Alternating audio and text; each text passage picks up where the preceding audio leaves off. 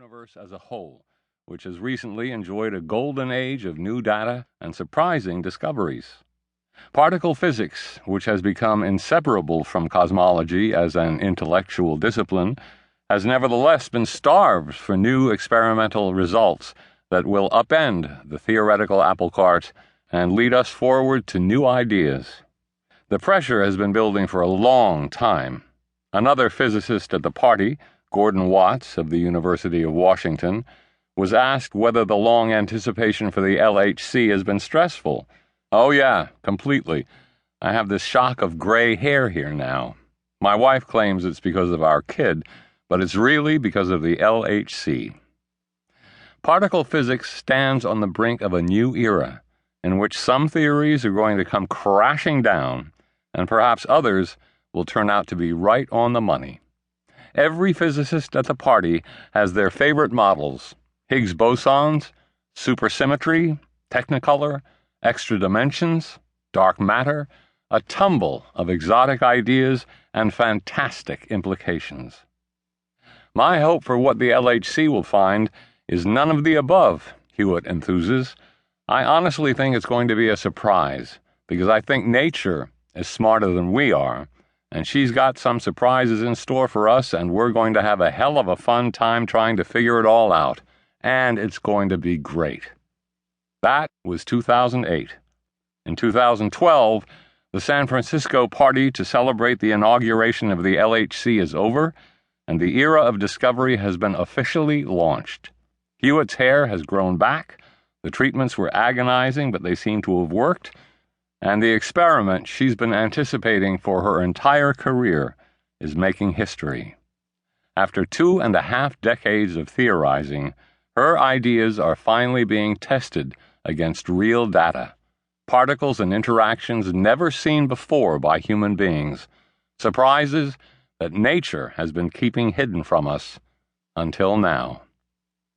Jump to July 4th, 2012, opening day of the International Conference on High Energy Physics. It's a biannual gathering, moving from city to city around the world, this year winding up in Melbourne, Australia.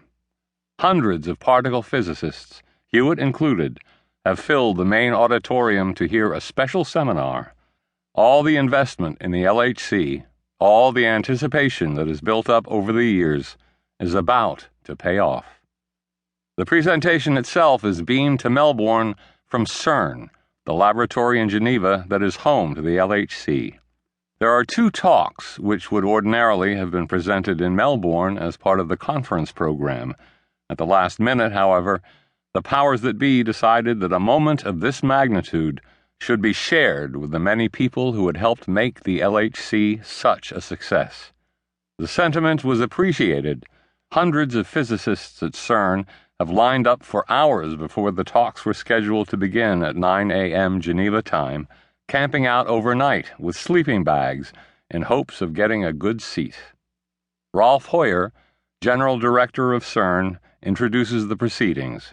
There will be talks by American physicist Joe Incandela and Italian physicist Fabiola Giannati, the spokespersons for the 2 major experiments that work to collect and analyze LHC data.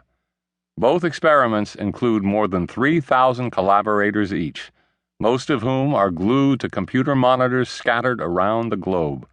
The event is being live-streamed, not only to Melbourne, but to anyone who wants to hear the results in real time.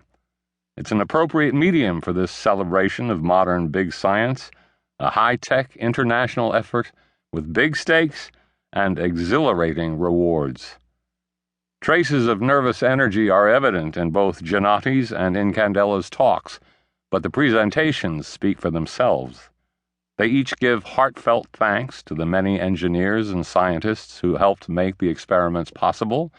Then they carefully explain why we should all believe the results they are about to present, demonstrating that they understand how their machines are working and that the analysis of the data is precise and reliable. Only after the stage has been immaculately set do they show us what they've found. And there it is. A handful of graphs that wouldn't seem like much to the untutored eye, but with a consistent feature.